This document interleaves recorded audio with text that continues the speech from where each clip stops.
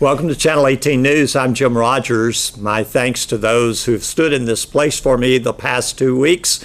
I'm sure they've done better than my job. The chase began with DPS attempting to make a traffic stop on an auto in Hunt County, but it ended at the 112-mile marker on Interstate 30 in Hopkins County. According to Sheriff Lewis Tatum, a DPS trooper had initiated a traffic stop that did not take place when the vehicle accelerated and went into Hopkins County. The two individuals in the vehicle wrecked their auto and fled the scene on foot. A manhunt into the area south of Cumbie near County Road 1123 and County Road 4120 was covered in the search by the Texas Department of Criminal Justice canines and DPS air, according to investigator Corley Weatherford. One resident in the Miller Grove area contacted KSST News to say that the search team was on their property around 8:22 p.m. The tracking dogs, an airplane, and other tracking assistants were brought in for the joint effort search. The first man was captured around 10 p.m., shortly before the second was apprehended at 10:06 p.m. Local police had gone door to door to encourage residents to keep their doors locked and watch for the pair. They are now in Hunt County Jail. Following a lengthy investigation by the Special Crimes Unit, Melvin Williams, age 60, of Sulphur Springs, was arrested Monday for 2 counts of delivery of marijuana. Both are state jail felonies. Williams' warrants were the result of an indictment. Sulphur Springs Independent School District will observe Red Ribbon Week activities October 23rd through 27th, according to information given to the Sulphur Springs School Board Monday night during their regular October session. The week is dedicated to reminders to abstain from drug use. The board also approved changing Student Holiday Teacher Preparation Day on the school calendar from Monday, April 9th to Monday, April 2nd, due to a change in the state testing policy. Robin Vaughn was appointed school board representative to the Head Start Policy Council, and they renewed membership in the Walsh Gallegos annual legal retainer program. Head Start Policy Council bylaws were also approved by the board. In personnel changes, Kevin Tanton resigned as a math teacher at the high school. United Way volunteers reported collections as the campaign is off to a solid start. According to Adam Tier, collections are around 20% of the goal at this time. Panda Express is going to do a give back night next Thursday, so Thursday, October 19th, all day, and we get 20% of the sales, but we have to show this flyer, which we'll have copies of. We'll have some of our workers distribute them. We'll have some at the Civic Center and try to post them on social media, places like that. So Thursday, October 19th at Panda Express, they'll do 20%. And then at Muddy Jake's, we'll announce this one again because this is November 1st. So we'll have a couple more meetings until then. November 1st, all day, 10% of sales. You do not have to have a flyer or mention anything about the United Way, but we do have some flyers to distribute just to spread the word. So those are 2 give backs that we've already got lined out, thanks to Susan, so that's exciting. And actually Reagan Dennis was the one that organized and yes, got the flyer together for excellent. Muddy I Jake's. forgot about that, so yeah, good job, Reagan. So I think that's what we've got right this second. So we go ahead and start with the reports. The one that I've got to report is from UPS. UPS is doing a total pledge of $5,405, which is great, and we really appreciate that. That's the only one I've got. Do you want to start going around the room? Is that okay? So we'll start over here with El Presidente. Got I don't know who had Bear Littleton's packet, but he's one of my best friends, so he gave me a check at lunch last week. He met his goal of $100, and then in addition to that, State Farm is doing a match of $100, so that's good for there. I've got Water Oak Elementary School, goal of 110. We did 110, and then Sulphur Springs Rotary Club met goal at 570, which is $70 more than the Lions Club, so that's exciting. For now, that's okay. Awesome. So.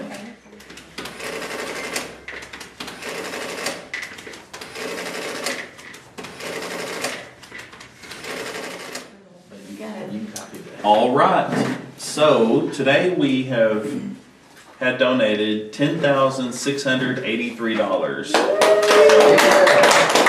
And that puts us at a total of $27,554. And I'm not good at percentages, but that seems like it's in the 16-17% range, something like that. Yes. So that's awesome, awesome, awesome for our second week. And it's not going to show up in the monetary line item on the donation side, but it will certainly show up as far as the financial health of United Way. Having Latson's donate the printing and the brochures that they did for us this year. They always do a wonderful job anyway, but this year on top of just doing a great job, they donated everything. So we really appreciate Mike Horn and his staff for doing that on top of their cash donation that they made. So really appreciate them. So there we are, 16-17% of the goal, second weekend. So thank y'all very much for coming. I really do appreciate y'all. Good job, man.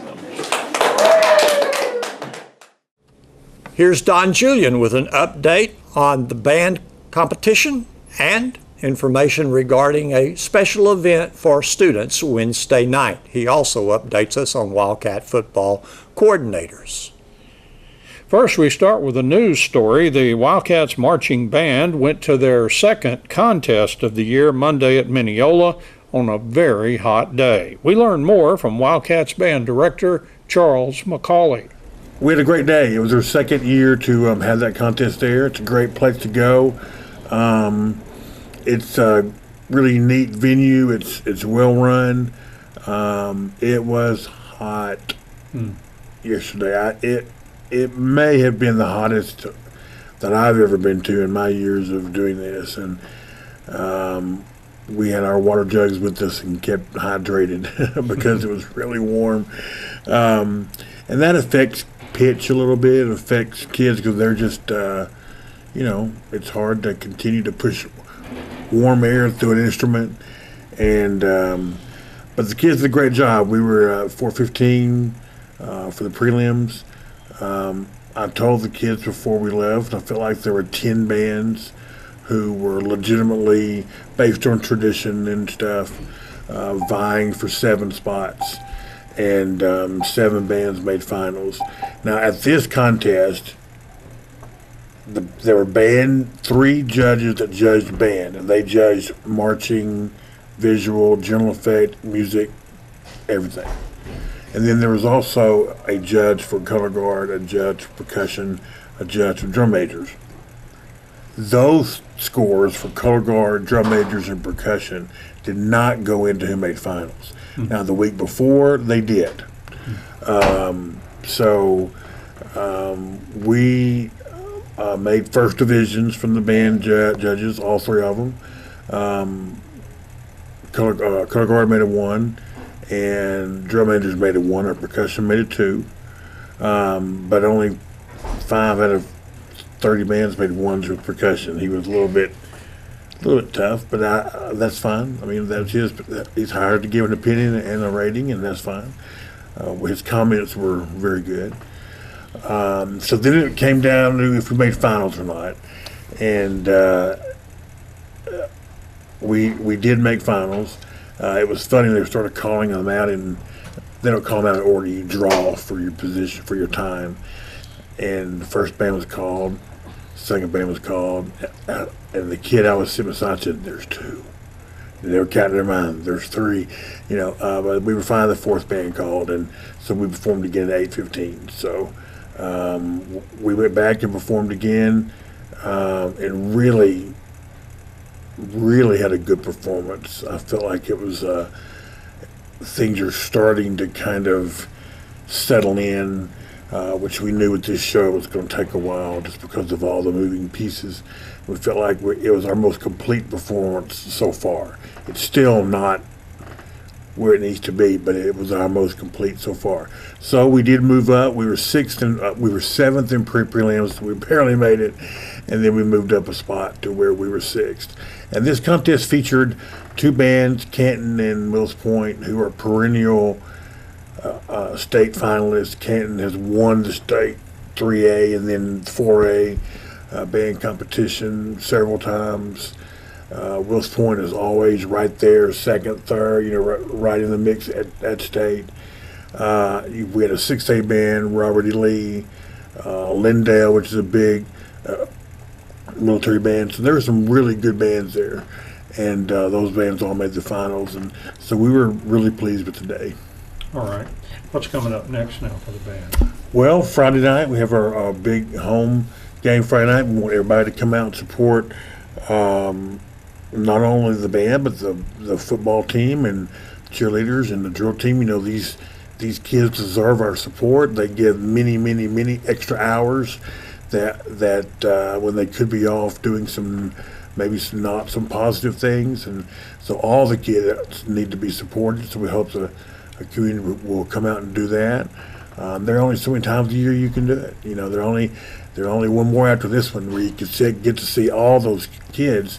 You think about it, you've got 200 something kids out there at one time that need to be supported. About 20% of the high schools out there at one time. So then Saturday we have another contest. We're going to Mount Pleasant, which will be judged again differently. So it's good to go to those. You know, we're getting a lot of different ways of being judged. Of course, as the season goes along, the judging gets tougher because you've had another week of practice, so you should be better.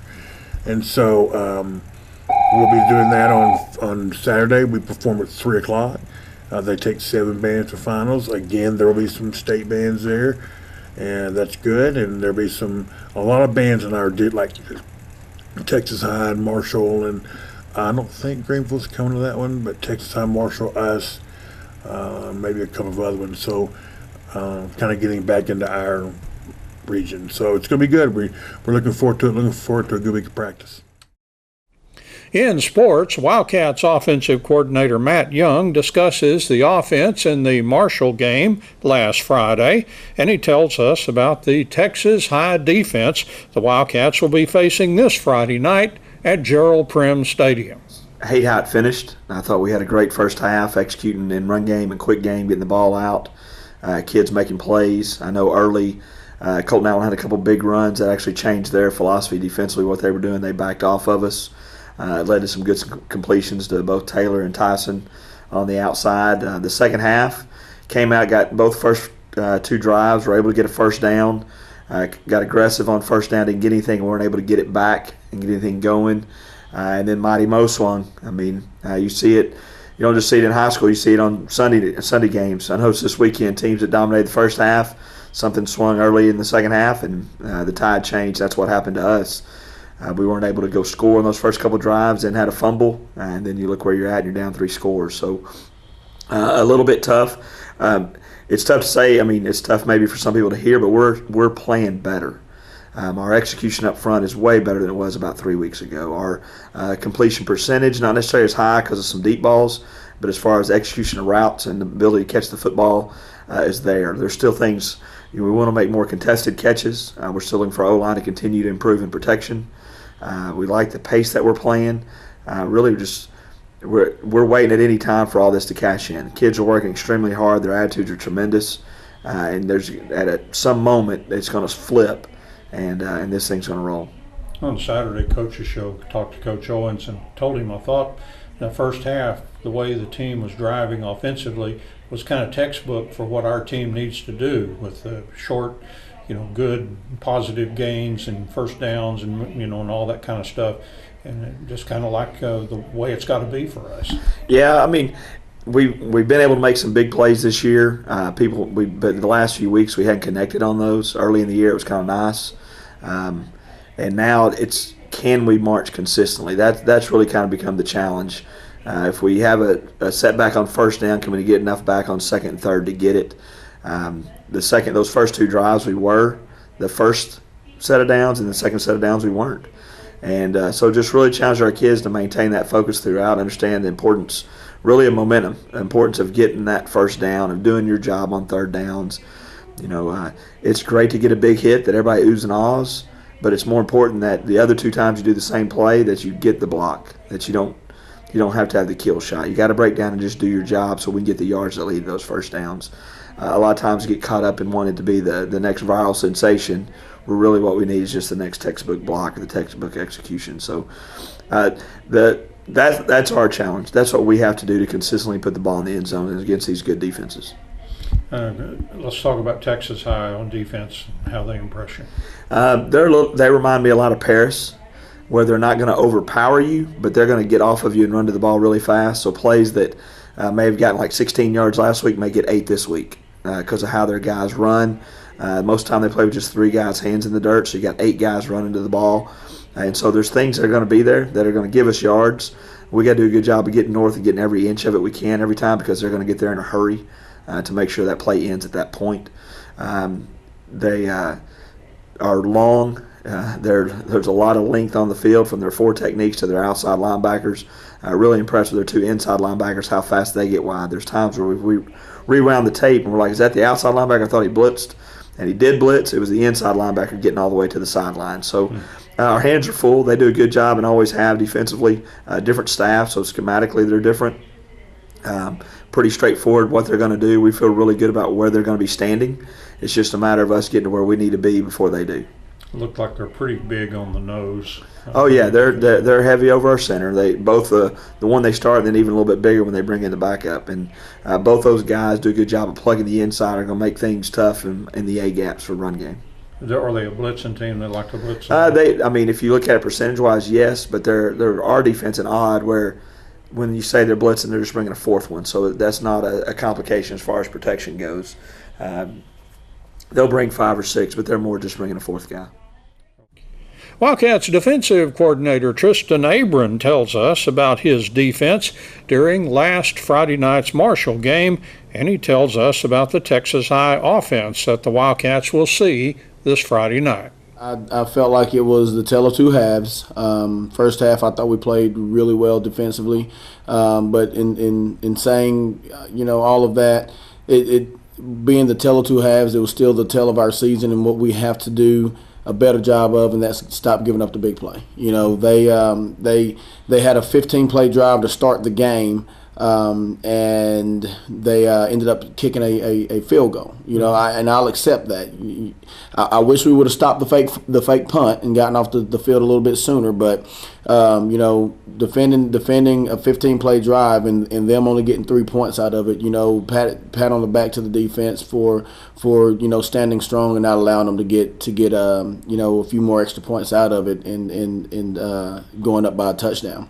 And then, come out the second half, I thought we were doing well, and then the play, as it's been deemed named in the defensive office, the play that seemed to just stick a knife in us and just deflated us. The long scramble, and then after that, it was like we just could not get back, catch our breath and get back going.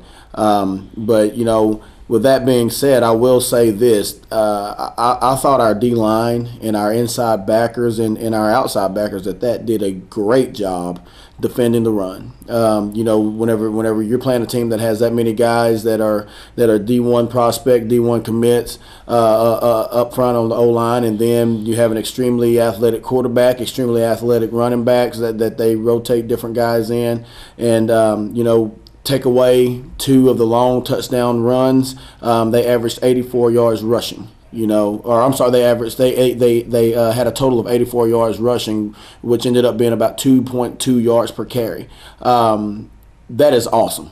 That is awesome. So with that being said, like I stated earlier, we got to stop giving up the big play. And every time that there was a big run, we had people in position to make tackles. Even the play, we had people in position to make tackles several times, and we were taking bad angles, not fitting up.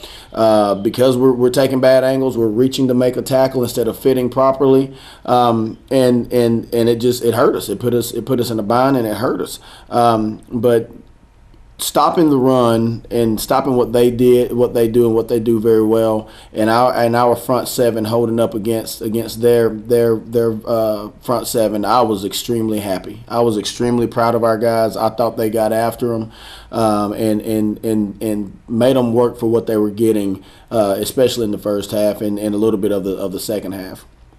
But there were still some good things. You know, we had 2 turnovers on the night, had a interception by Jackson Renault. Casey Churchman forced a fumble, and I can't remember who got the fumble, but I mean, Casey got the fumble.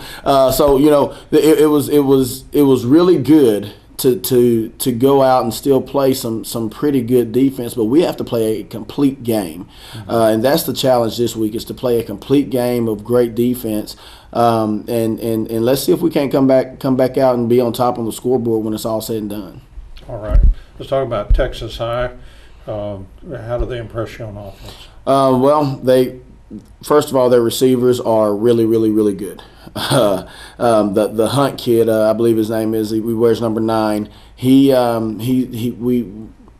have our hands full just with him, and then they have another young man that wears number 7. Another one wears number 3. I mean, they have some kids that are skilled kids that we have to be aware of where they are at all times, and do a good job of trying to eliminate some of the things, you know, that they do very well. I think, you know, right now what scares me the most, just to be quite honest with you, is they do a great job throwing the slant. You know, a lot of people say, well, why don't you just get inside leverage? It's not that easy, you know, especially against a group of receivers that are extremely physical. They're honestly just bigger, and a couple of them are stronger than we are, faster than we are. So you know, we have to do a good job of doing everything we can to try to eliminate that play in itself, as well as, you know, they have a really good running back that I'm extremely impressed with. This guy, he gets the ball and he's hitting the hole. You know, he's going to go get whatever he wants. And then in saying all that, the quarterback is a very large young man. You know, he's not as big as the Malik kid from a few years back, but he's pretty large. He honestly reminds me of the Williams kid from Pine Tree. Not as thick, but he reminds me of the Williams kid from Pine Tree that whenever he went back at quarterback and ran the ball, gave us all kinds of fits. And they will run. Texas High will run their quarterback. So we have to be prepared. You know, we have to be ready to come out and play aggressive and get after them and try to take away the good things that they do. Because they do a lot of it. You know, right now we're a little puzzled defensively because, you know, we don't have any film on them playing anyone that runs an odd front defense. You know, we run an odd front defense, so we really don't know what we're fixing to get come Friday. You know, if we were to line up into our even front, yeah, we know how they're going to block us and what they're going to do, but this is fixing to be kind of similar to you know, a week 1 or week 2 game where, hey, we don't know what they're going to do because we've never seen it, and that's kind of crazy being this late in the season that they play so many even front defenses. But, you know, it's going to be one of those deals where there's probably going to be a lot of adjusting on the sideline to what they're doing, and then, you know, see if we can't adjust and take away what they're attempting to take advantage of as far as our scheme. And then new coach on top of everything else. Yes, new coach, and you know, they had a young man that passed away early in the season, and those kids have done a great job of bouncing back and playing with great tenacity and great effort, and their coaches, I think, have done a great job of you know, keeping their focus. Because, you know, that's just I don't want to imagine you know, what those kiddos have gone through in just the past few weeks, but they're doing a great job as far as coaching them. The kids are doing a great job as far as playing for, you know, a new coaching staff. You know, a lot of times the new coaching staff comes in and you kind of get some rebellion from kids, you know, because things are done differently. But I think they've bought, you know, what's being sold, and they're doing a good job of playing some good football offensively and defensively. So we need to go out and take care of our business and really worry about us. And like I said, stop giving up the big play. If you're gonna score on us, go work for it, and see, you know, if we can't come out on top. Thanks for watching Channel 18 News. Have a great evening.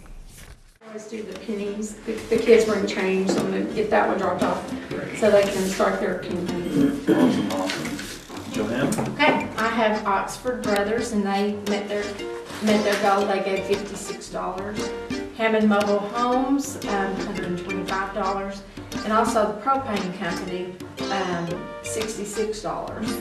Awesome. Thank you. So they met their goal. I brought Frank Long, met his goal of 250. James Litzler did 125. Smith, McDowell, and Dean met theirs at 250, and then Chad Cable met his at 250. Awesome. Good job. Great. So, Susan? I've got several that other people have worked for us. Reagan Dennis got 100% donation from VIP Nails. April Ashmore dropped off several different attorney packets from Powers and Blunt, Johnson Law Firm, and Reverend White. So we're very grateful for all of those. And then Beth Weisenbaker works all of the county folks, especially those over at the courthouse. So we've got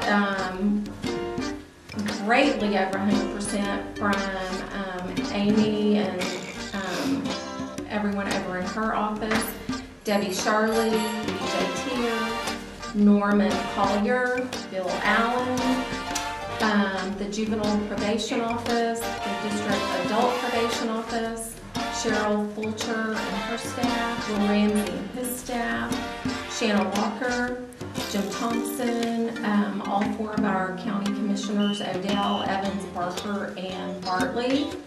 Hopkins County Fire, Beth Weisenbaker also made a donation, Debbie Jenkins, Judge Newsom, Amy Smith, and District Judge Baird. Mike Horn also had a packet turned in from Cowboy Trucking, Mac Mahan Auto and Air, and then a donation from Greg Price and his office. So Awesome. that was a huge staff That's a there. big bunch.